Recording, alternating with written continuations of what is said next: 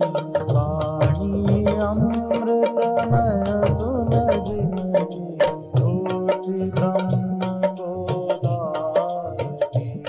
मिलगी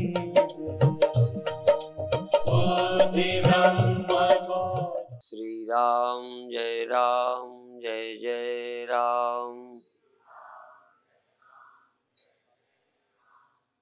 श्री राम जय जय राम। सच्चिदानंद भगवान की, सनातन धर्म की। एक श्लोक जो मैं भी पहले बोलता था, स्वामी रामानंद जी ने लिख के दिया है, तो वो पढ़ देता हूँ। फिर थोड़ा आज उसे, श्लोक नया तो मुझे बनाना आता नहीं, इतनी शिक्षा नहीं, पर उसको थोड़ा सा बदल के भी कहूँगा। उत्तमा सहजावस्था, जिसमें कुछ करना धरना नहीं, जैसे चिड़िया है, पशु है, पक्षी है, जगता है, चरता है, खाता है।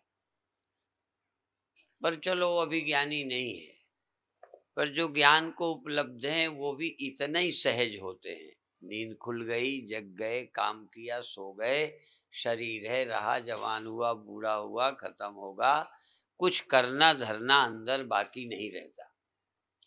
जिनके अंदर कुछ करना धरना बाकी नहीं रह जाता, कुछ पाना, कुछ खोना, कुछ बिगड़ जाना, सब पता है, ऐसे ज्ञानी की जो अवस्था है वो सहज है, उत्तमा सहजावस्था।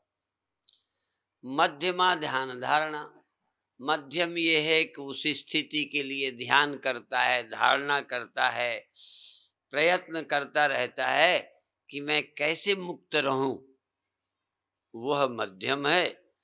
निकृष्ट शास्त्र पठनम, उस सत्य को समझने के लिए क्या सही है क्या गलत है पढ़ता पढ़ाता है, वो निकृष्ट है। और तीर्थ यात्रा अधमोधमा, तीर्थ यात्रा अधम से अधम, माने बुरी नहीं।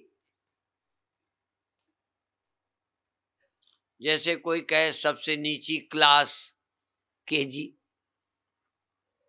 तो खराब थोड़ी है, न पढ़ने वालों से तो केजी शुरू तो है। तो अधमाधम का मतलब बुरा नहीं है यहाँ, अर्थात सबसे निचली स्टेज है। मैं इसको ऐसे कह दूं उसी को, जिससे बुरा न लगे। प्रथमा तीर्थ यात्रा, पहली जो है तीर्थ यात्रा है, और द्वितीयम शास्त्र पठनम, दूसरा नंबर है शास्त्र पठन। क्रम से पहले हम क्या करें, तीर्थ यात्रा, तीर्थों में जाएं, मंदिरों में जाएं, गंगा स्नान करें, ये पहला कदम है। और दूसरा पढ़ें, ब्रह्म क्या है, परमात्मा है, सगुण है, निर्गुण है, निराकार है, शास्त्र क्या कहते हैं, मुक्ति क्या है, कुछ तो बताते हैं, पाप क्या है, पुण्य क्या है, ये पढ़ें, ये दूसरा है। और जो पढ़ें फिर उसी का ध्यान करें, थोड़ा मन एकाग्र करें, ये तीसरा ध्यान धारणा। और फिर चतुर्थ जो है, चतुर्थम सहजावस्था, चौथी फिर आ जाएगी सहजावस्था। आप पढ़ाई चौथी से शुरू किया था कि पहली से? बोलो। हाँ, तो सहजावस्था से प्रारंभ नहीं होएगा, या आपको हम तो सहज ही अवस्था से शुरू कर देते हैं। ये सहजावस्था तो सब करने धरने के बाद की बात है, ठीक है। हाँ, क्योंकि इसलिए मैंने वो पढ़ने के बाद कहा। और ये श्लोक हम बोला करते थे कि लोगों को लगता है तीर्थ यात्रा तो बिल्कुल ही बेकार है, प्राइमरी तो बिल्कुल ही बेकार है, इसलिए अपने बच्चे को पढ़ाने को प्राइमरी में भर्ती ही मत करो, सीधा एमए में ले जाओ। आप ले गए अपने बच्चे को एमए में, तो सच्चाई है सहजावस्था ज्ञानी की होती है, ब्रह्मनिष्ठों की होती है, जिनको मुक्ति के लिए भी न ध्यान करना है, ना पढ़ना है, बस सहज उठते जगते खाते। अब देखो, ज्ञान नहीं करना, ध्यान नहीं करना, पढ़ना नहीं, समाधि नहीं लगाना, पर फिर भी क्या करना है, कहना उठ के खाना तो है, सोना तो है, नहाना तो है, क्योंकि ये सहज कर्म है। बाथरूम जाएगा, शौच जाएगा, हाथ धोएगा, बस इतने काम रह गया ज्ञानी का, और कुछ नहीं। जिसको इसके अलावा मोक्ष के लिए कुछ करना ना हो, समझो ये ज्ञानी है, सहज है। वो ध्यान करते भी नहीं मिलेगा, तीर्थ यात्रा करने भी नहीं जाएगा, और जाएगा तो ऐसे ही जैसे कभी कभी तीर्थ में तुम्हारे साथ कुत्ता नहीं चला जाता, वो किस लिए गया, अरे प्यार है तुम्हारे साथ, वो भी चला गया।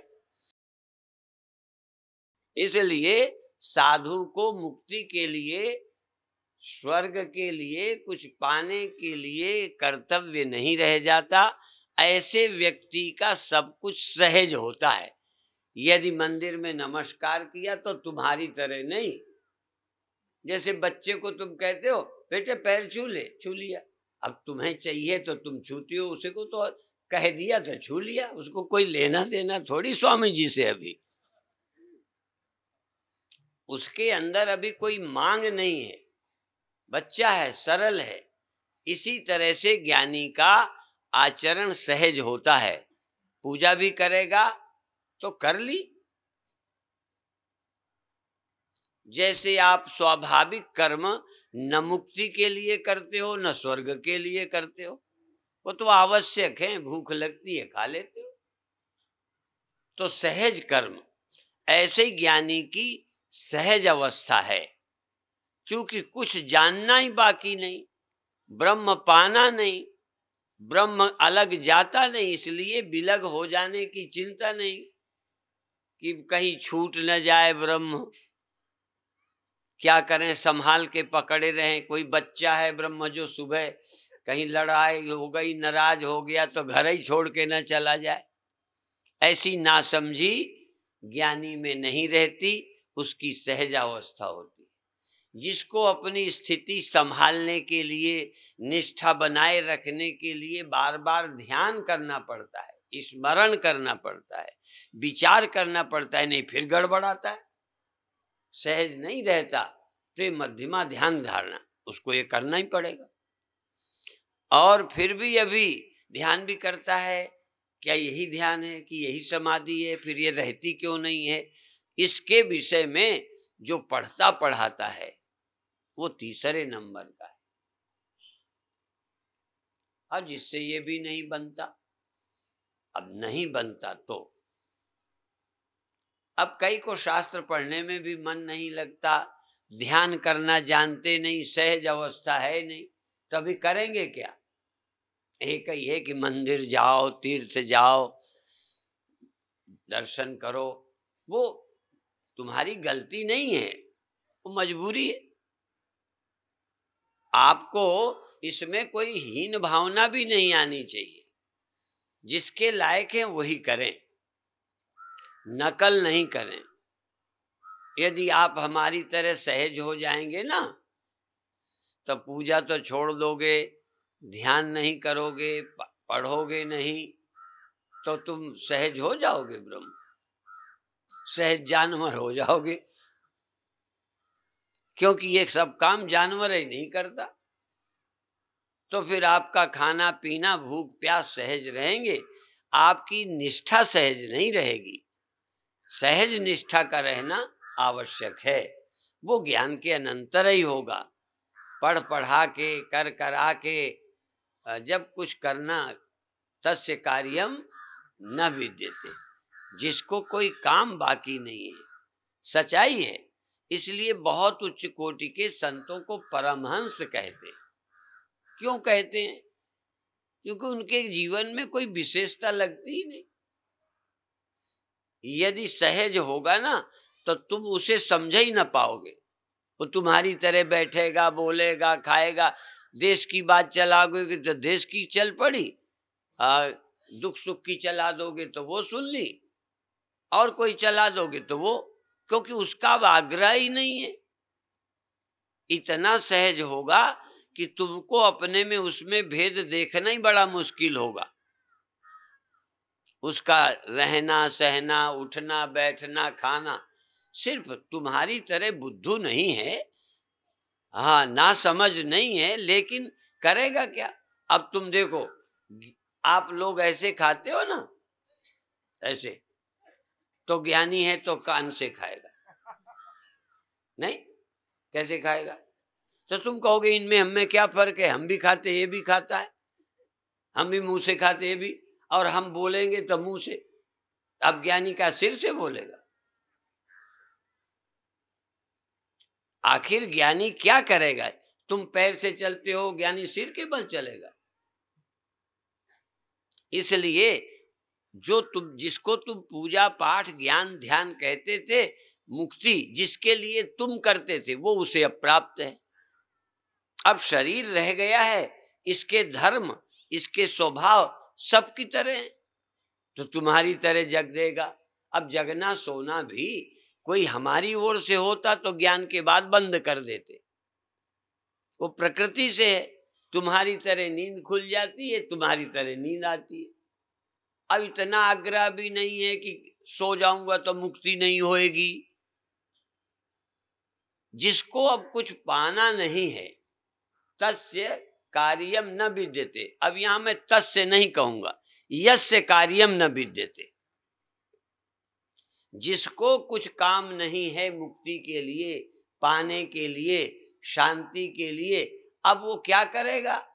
कहते बस भूख जरूर लगती है चाहे कितना ज्ञानी हो, नींद आती है कितना ज्ञानी हो, थक जाता है बैठ जाता है, पैर फैला लेता है समेट लेता है, किस लिए।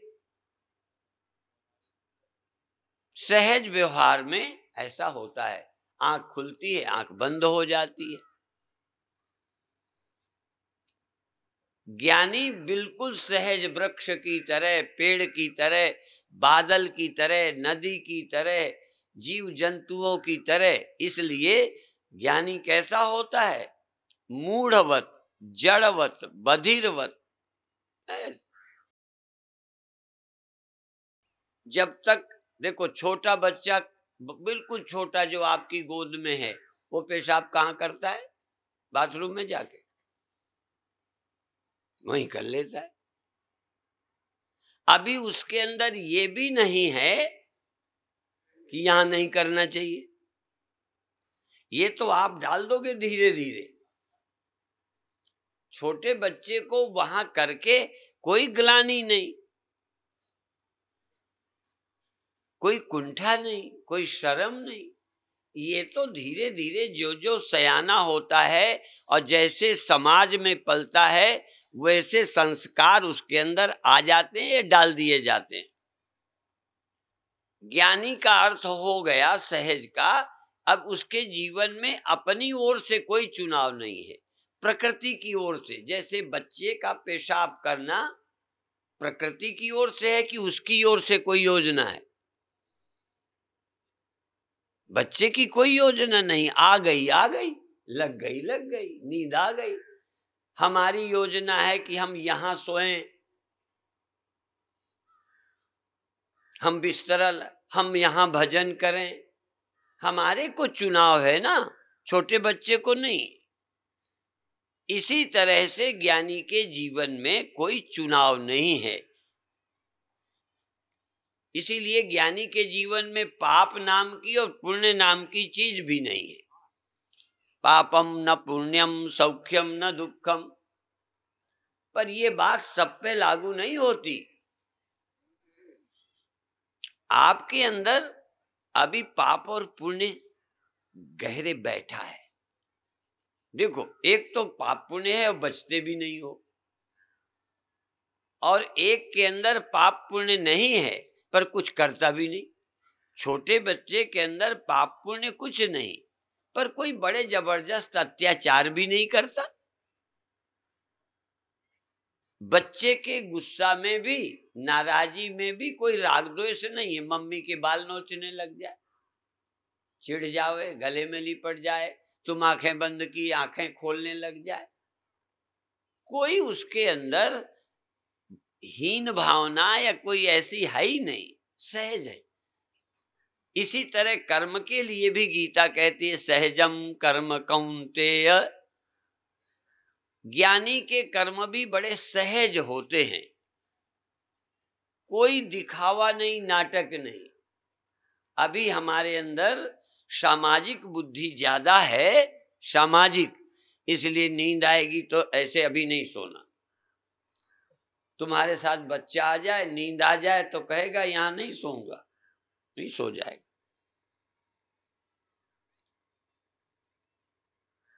यदि हमारे अंदर नींद के प्रति और जागने के प्रति कोई श्रेष्ठ बुद्धि या हीन बुद्धि न रहे तो जहां नींद आएगी सभा में तो वहीं नींद आ जाएगी। हम नहीं सोएंगे अभी, क्योंकि हम सामाजिक ज्ञानी हैं, हम समाज में रहते हैं। इसीलिए अभी अभी एक मेरे गुरु भाई थे, ऐसे मेरे गुरुदेव सभा में बोल रहे, अब देखो हमारा, हम तुम्हें देख के बोलते हैं, मानो या ना मानो, हम तुमको देखते रहते हैं, सुनते हो कि नहीं, तुम्हारा मन कैसा है, खुश हो क्या, तो हमें अच्छा लगेगा, समझ में आए। और तुम बीच में 4-6 उठो तो मैं तुरंत टॉपिक चेंज करूंगा कि तो सब भगे ही जा रहे हैं। पर जो बहुत ऊंचे कोटि के महात्मा बच्चे कोई सुनता है, कई बार आरएसएस के लोग जब बोलते हैं ना तो श्रोता उकता जाते हैं। कोई को वक्ता नहीं है, वो समाज के कार्यकर्ता हैं, वक्ता उनमें बहुत कम लोग हैं। विषय तो याद है पर अपना वही बोलना। हम लोग तो देख लेते, तुम क्या पसंद करोगे।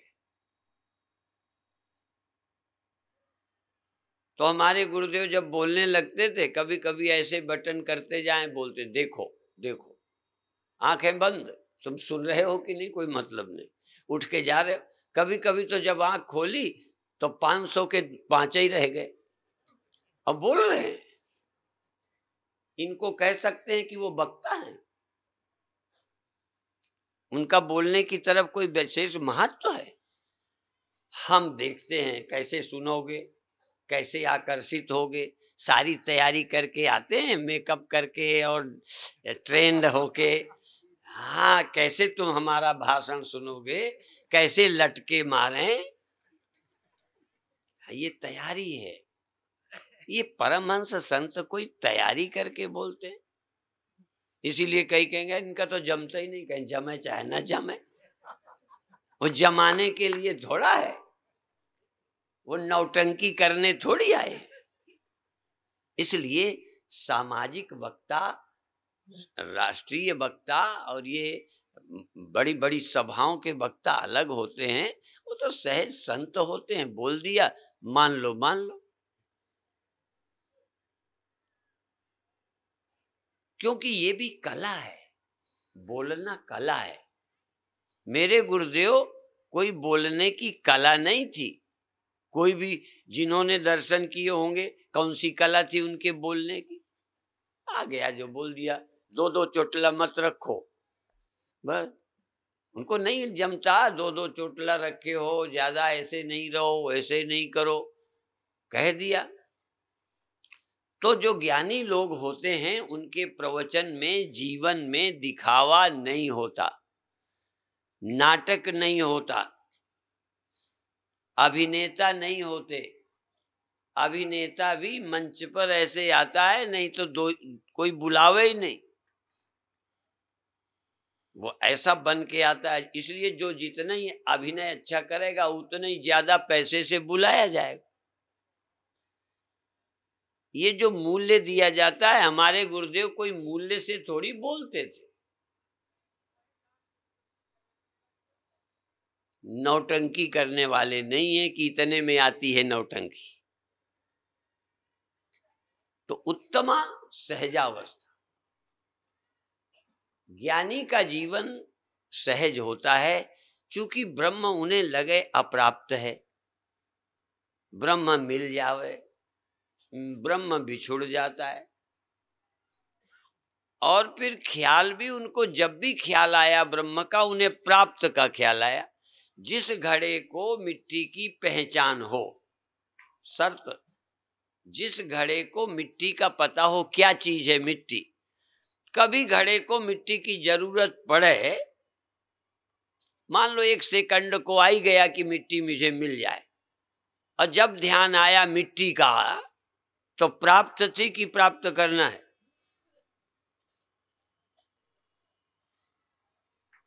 यदि मिट्टी की पहचान है, शर्त मैंने पहले कह दी, वो उसका आश्रय है, घड़ा तो उसी में रहता है, घड़े की उपाधि में वो विद्यमान है। चलो नहीं ध्यान था, कोई बात नहीं, लगे अमर हो जाऊं, अमर हो जाऊं।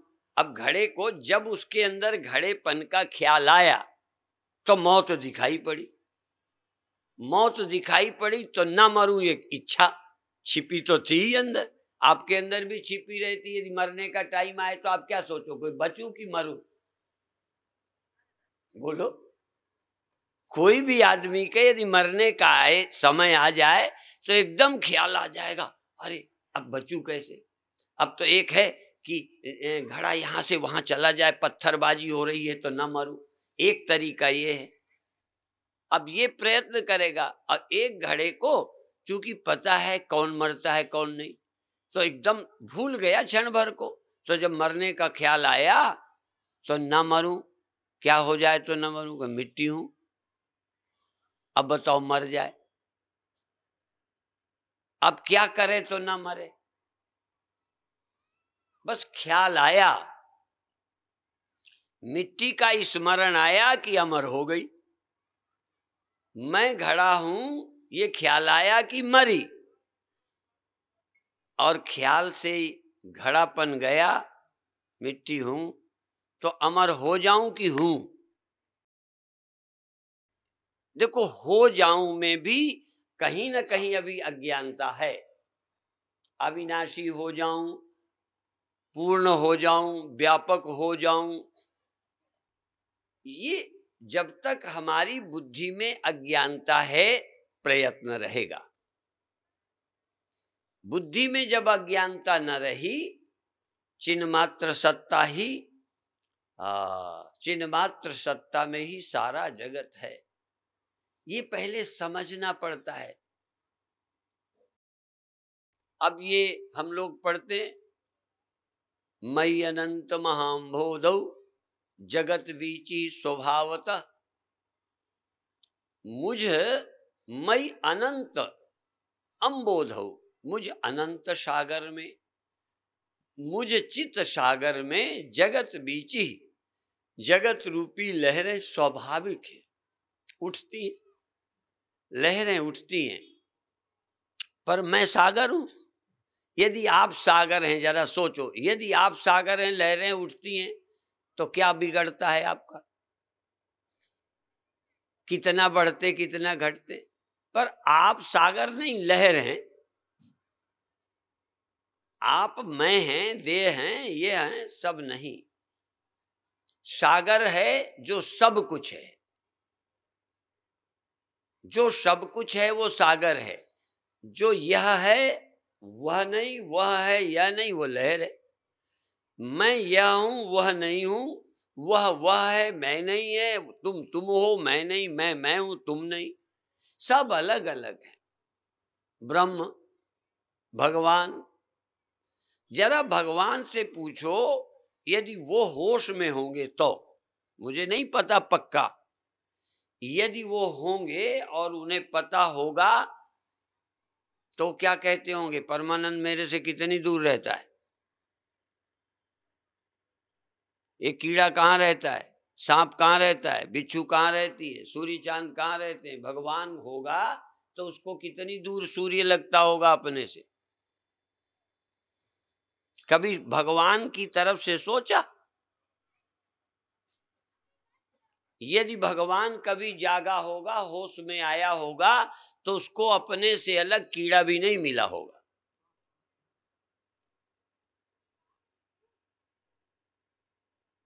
तुमको अलग मिलता है, घड़े से मटका अलग, मटके से दीवाल अलग। मिट्टी से पूछो तेरे से क्या एक इतना सा टुकड़ा तेरे से अलग रहता है? तेरे को छोड़ के रहता है?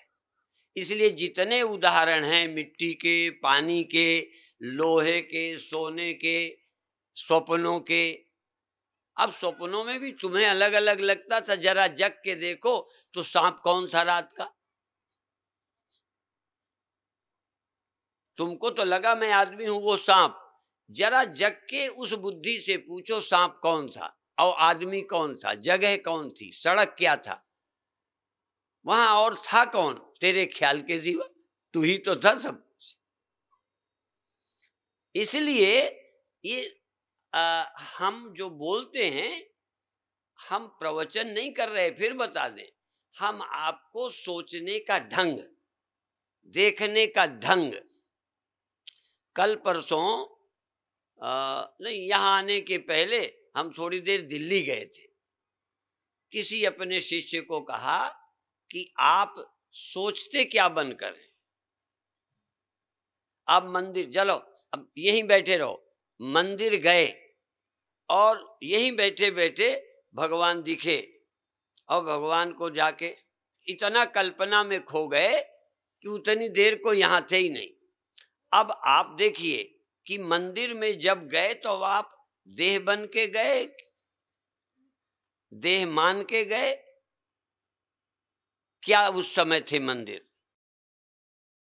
या स्वप्न में ही चलो, स्वप्न में जब मंदिर गए तो भले ये देह नहीं था, पर उस समय भी तुम देह बने और भगवान का आकार बना के मंदिर में खड़े हो। स्वप्न में भी तो कभी गए होगे। अब बताइए, तो आप व्यक्ति बन गए, भगवान को भी अलग खड़ा कर लिया। अब भगवान कौन होता है? जो सब में होता है कि अलग होता है? अब कैसे मैं करूं? अब जिनके अंदर बार बार दिमाग में यही बात बैठी है कि नहीं भगवान ऐसे होते हैं, भगवान अलग हैं। सारे ग्रंथ कहते हैं भगवान सब में है, और तुम एक भी भगवान की बात नहीं करते जो सब में हो। तुम खड़े वाले की, दिखने वाले की अलग बिठा देते हो भगवान को, तुम भगवान से अलग बैठ जाते हो।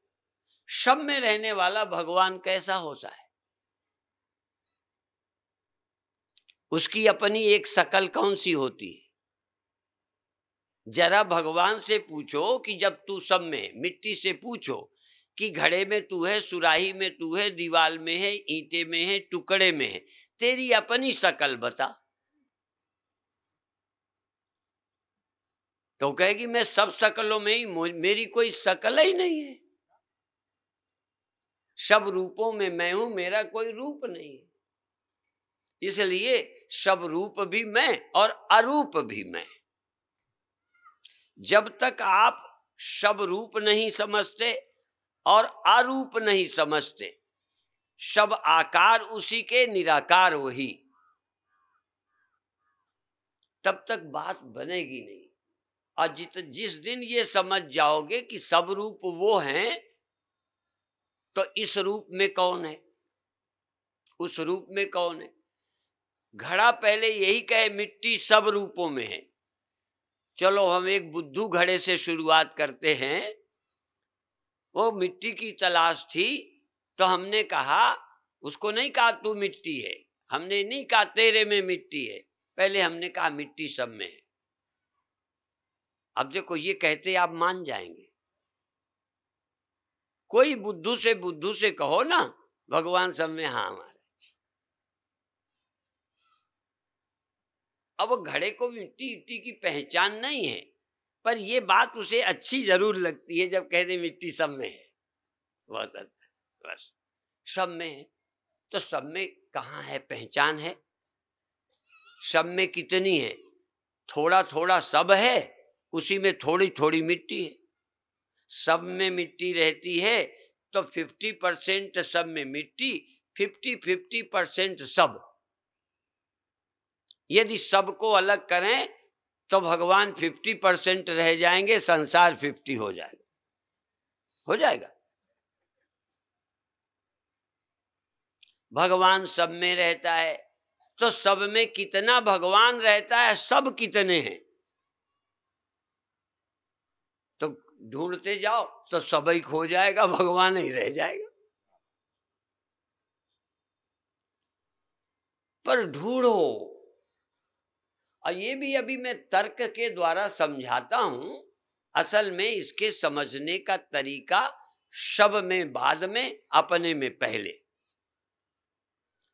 अब घड़े को कहेंगे सब में है, तो तेरे में भी तो है, तो तेरे में क्या मिट्टी है, तू क्या है, बस यहीं से शुरू कर। तू क्या है जिसका नाम घड़ा है, और वो क्या है जिसका नाम मिट्टी है। तू अपने में ढूंढ, कितनी मिट्टी कितना घड़ा। अब तुम निकाल के बता दो, तुम इतना तो मैं बताऊं, थोड़ा तुम बताओ।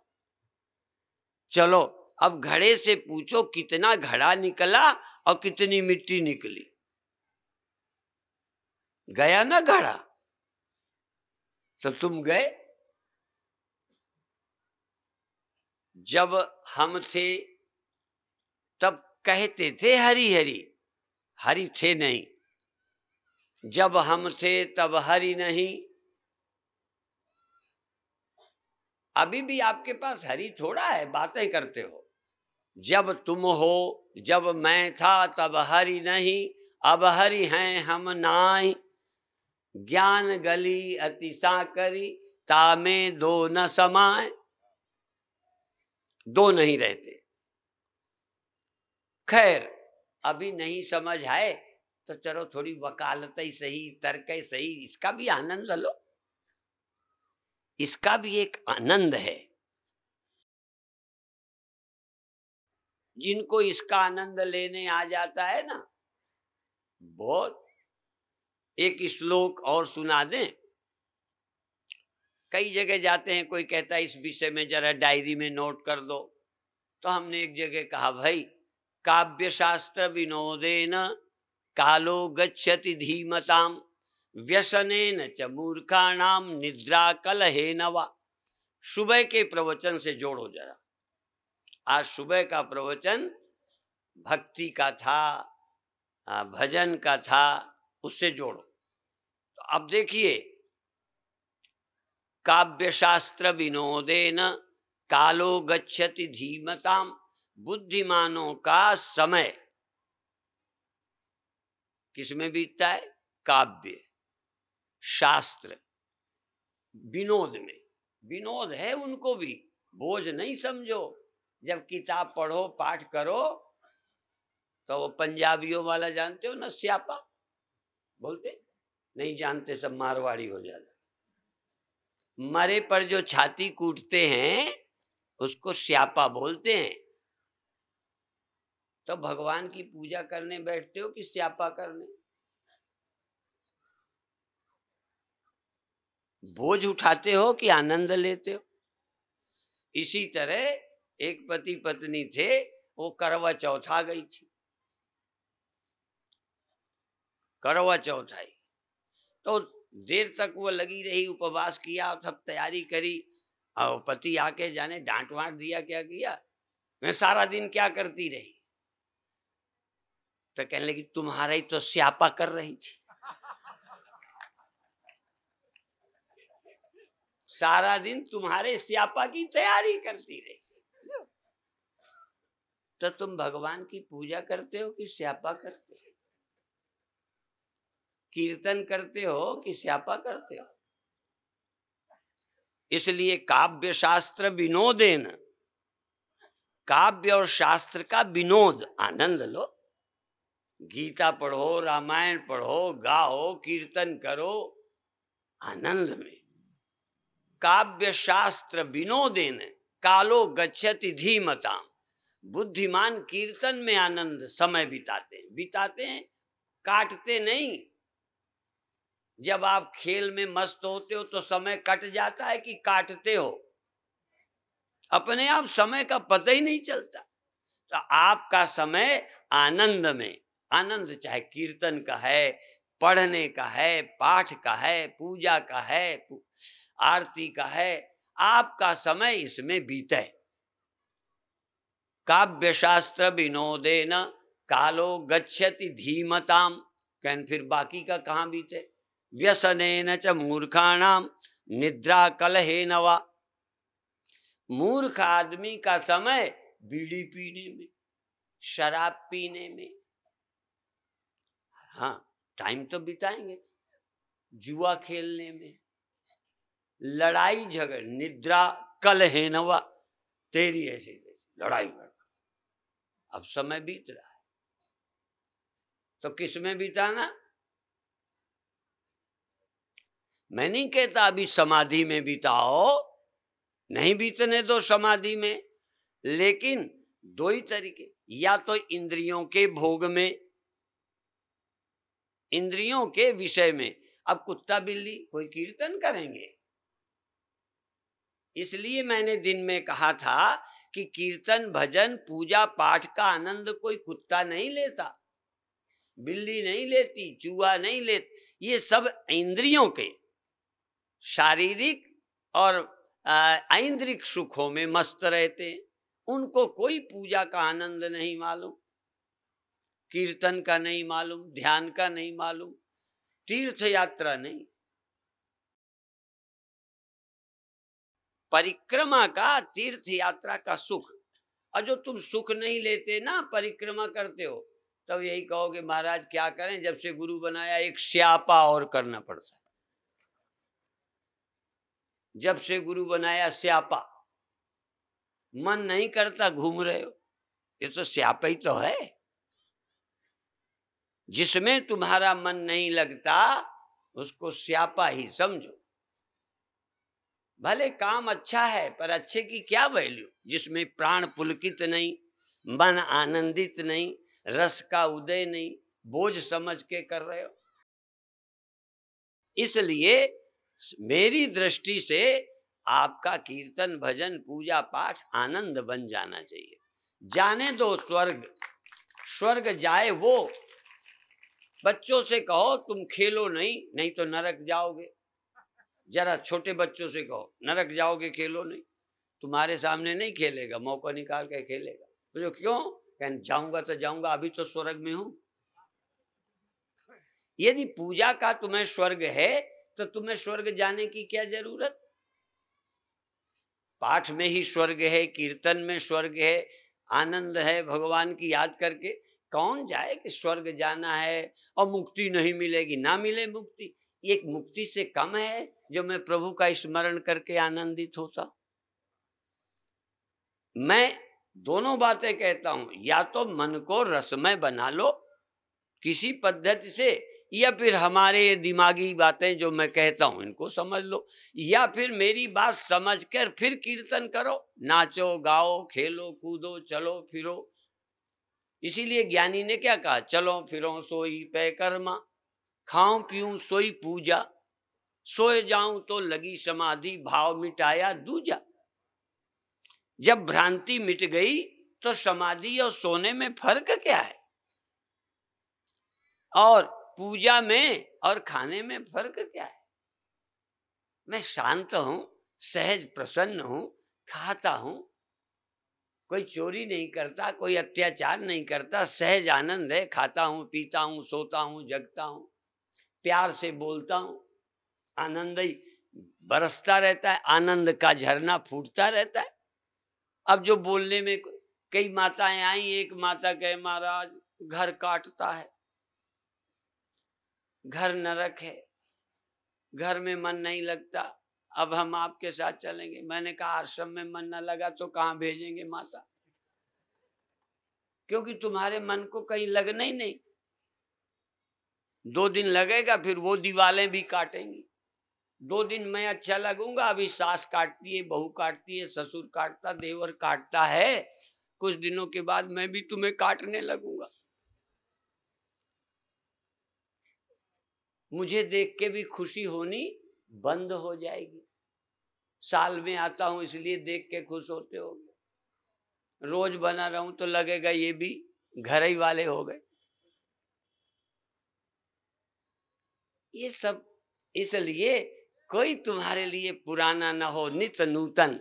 जब कीर्तन गाओ तो पुराना कीर्तन नहीं, आज पूरे नए भाव से, नए प्रेम से, आनंद से गाओ। जब ध्यान में बैठो तो नहीं कि स्वामी जी ने तो कहा रोज 1 घंटा करना है। कब कौन सा दिन होगा जब कह देंगे अब 5 मिनट किया करो, राहत मिल जाए। ये तो आप मजदूर हो, मजबूर हो। भजन उसी का है जिसका प्राण पुलकित होता है। कीर्तन, पाठ, स्वाध्याय। तो ये आत्मा का चिंतन करके भी जरूरत पड़ती है 24 घंटे। आत्मा का चिंतन नहीं, जब शरीर में हो तो प्रसन्न रहो, सचमुच देखो, देखो आनंदित हो, जलो मत देख के। कौन है ये? वो तुमने पुराना रिश्ता जोड़कर ये हमारा दुश्मन लगता है, इसने पहले साल हमें गाली दी थी, अब आज भी देखकर अपनी छाती जला रहे हो। तो आप ऐसा करो अपने मन को, इसलिए मन ऐसो निर्मल भयो जैसे गंगा नीर, पाछे पाछे हरि फिरें कहत कबीर कबीर। यदि मन में कोई कचरा जमा नहीं है कल का, तो आज देख करके नमस्ते करो, जय राम जी की करो। और वो पर साल की बात याद तो देख के यूं भुकुर रहे हो, जय राम जी की भी नहीं कर पा रहे। तो हिम्मत जुटाओ ना। वो जरा सी बात आपको राम राम नहीं कहने दे रही, नमस्ते नहीं कहने दे रही। एक ऐसे ही थे, बड़े ज्ञान की बात करें, मैंने कहा इनको नमस्ते कर सकते हो? कहते नहीं। इतना आग्रह बैठ जाता है, इतना बैर बैठ जाता है कि तुम कई को नमस्ते नहीं कर सकते। अब उसको कैसे तुम सिया राम देखोगे? इसलिए मन का शुद्ध हो जाना, आ गया तुरंत ही फूंक दो। कपड़े में गंदा दाग लग जाता है, गंदगी लग जाती है, तो आप क्या करते हो? धोते हो? हैं? कई लोग धोते नहीं, जो कोई मिलता दिखाते फिरते हैं, देखो उसने किया था, उसने लगाया था, उसने किया। अरे माने उसकी शिकायत करने के लिए अपना कपड़ा खराब किए फिरते रहते, उसकी कमी बताने के लिए अपना अंतःकरण में आग लगाए बैठे हो। इसलिए अपने अंतःकरण के घाव को तुरंत मल्लम पट्टी करके ठीक करो। अब मल्लम पट्टी आप कर सकते हो जी, अच्छे डॉक्टर हो तो। अपने आप अपने अंदर के मल्लम पट्टी कर ले, उससे बड़ा कोई ज्ञानी नहीं, कोई योगी नहीं। अपने अंदर उठी पीड़ा को आप हटा ले। अब तुम कहते हो क्यों हटा लूं, ये ऐसा है, तो हमने कहा और मरवा लो। यदि ऐसा है तो और घायल हो जाओ। क्या करोगे? घायल होके उसका कुछ बिगाड़ पाओगे? अपने ही बिगाड़ोगे। चोट तो मुझे लगी, दुख तो मुझे हुआ, अशांति तो मुझे हुई। इसलिए जगत अपने को देह देखोगे तो मरोगे। अब देखो, अपने को देह देखोगे तो मरोगे, और अपने को चेतन दृष्टा, सर्व का दृष्टा, जागृत का, स्वप्न का, सुसुप्ति का, सबका दृष्टा साक्षी हो देखोगे तो कभी न मरोगे। इसलिए कई लोग अब हम अमर भय न मरेंगे, अब हम अमर हो गए। इसलिए इन चीजों का विचार करो। अब ज्यादा देर हो जाएगी, इतना ही बोलेंगे, ठीक है? बाकी कल बोलेंगे, ठीक है? कल जो कुछ बोलेंगे वो ले जाना, ठीक है? आज का यहीं छोड़ जाना। क्यों? हम तो इसलिए बोलते हैं कि हमारा ले जाओगे तो सब कुछ छोड़ जाओगे, और हमारा प्रवचन छोड़ जाओगे तो सब लिए जैसे फिरते रहे ना लदे, वैसे ही लदे रहोगे। इसलिए सब कुछ फेंको, अरे सार सार ले लो, सार ले जाओ, असार छूट जाएगा। ओम शांति शांति शांति।